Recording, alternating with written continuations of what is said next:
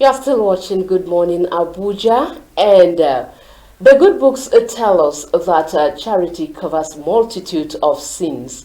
And of course, we have a Nigerian who has been doing wonders, going about doing good and helping the less privileged in the society. She's making a lot of impact, and which, of course, is good for us to emulate and also to follow her footsteps to make our society a better place.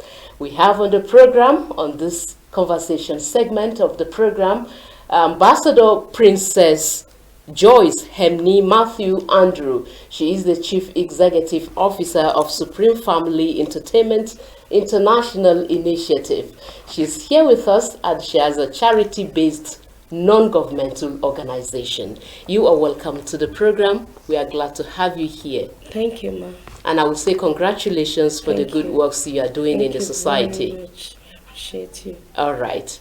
Can we know the motivation behind what you are doing? Because you are doing quite a lot. Actually, the motivation, what motivates me on this field is the environment I grew up, where I found myself a lot of less privileges. My daddy happens to be the only wealthy person, not too wealthy, but in his own way, since they can come to him and ask for their daily bread, and everybody, and we cook in a very multitude, plenty, and everybody will come to eat. So I feel, if I have with this around me, I have the dream of having a orphanage home before.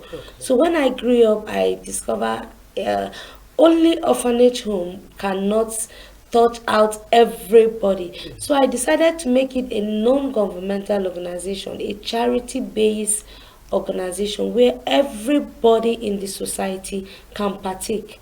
The youths, the widowers, the widows, the less privileged, the disabilities, all round, so they can come in, the orphans, to partake on this program. And by the grace of God, since I had the dream and the dream comes true, God has been helping me. Things have been moving fine. Now, which empowerment program have you put in place at the moment in order to cushion the effects of what the society is experiencing now when it comes to getting daily bread? Yeah, the ongoing program now we are doing is 3. Okay. We are doing free operations for people that have fibroid, hernia. Okay, you also look at it from the medical aspect. Yes. Okay. Yes, we all join it together. Okay. So, and we are also doing the skills acquisition program for the youth. Okay. Those people that are idle, that want to learn a skills, we empower them to teach them. After they learn their skills, we now give them money to establish themselves. Okay. To see how we can put them in one place, because they are everywhere, they are scattered. We have to follow it up to make sure we know our people, we know the people that are really in need of these funds. It's not just you collecting the funds and go and squander it. Okay. So that is what we are doing now. Okay, I'm interested in this particular empowerment you are talking about, giving out 300,000 naira each to people at the grassroots. Yes. How do you monitor that? How do you get really the people that are genuinely in need and give them this fund? We have their leaders. In a community, we have leaders. Okay. So those leaders monitor them. They give us their names, but we still go out for KYC, what banks does, to check if truly these are genuine people that need these funds. And if at all, the money will even enter their hands. If at all, the money will even enter their hands. Okay. But what we do now is, for the leaders, we ask them to open a particular account, which we can send the money to the account and monitor it ourselves. They will bring the beneficiaries list, and we will be there to monitor it, so that it will get to the grassroots.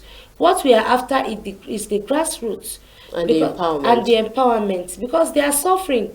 When you see somebody walking in a street without, because of some people, some of them, even 100,000 can change their lives.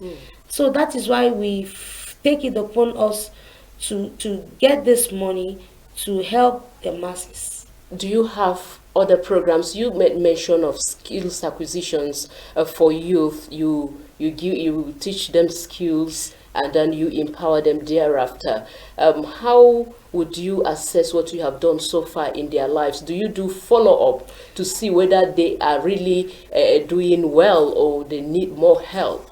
Yeah, we do follow-up.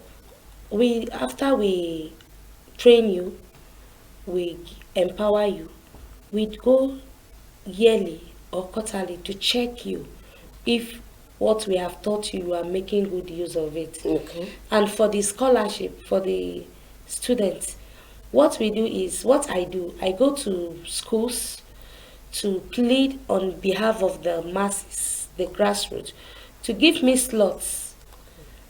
If you are able to give me 2 slots, or I will beg, okay, your school fees is 50,000. Can I be paying 25,000? Is a less privilege? Is an orphan? And the schools, some of them are cooperating, and that is how I get to give out scholarship, even international. So on that aspect too, we are really trying. All right. Yes. Are you fulfilled doing this at the moment? I'm very fulfilled. I'm happy. If I don't give out a dime a day, I'm not comfortable. All right. That I'm happy doing it. Okay. Yes. So what do you have to tell Nigerians at this moment? You know, people are really hungry. People need money. People need source of livelihood and other things. So what encouragement can you give them at this point? Yeah, the encouragement I will give them at this point, they should stand up and work. There are work you do that you think is nothing. You earn good money. Some of us think selling of pure water is a downgrading. No. When you calculate the bags of water you sell a day, you see that there is money inside. And there are businesses we can also do to help ourselves. We should not depend on people. We have to stand up and work. All this skills acquisition program we are doing, somebody will say, I am 50 years old, I cannot go for training.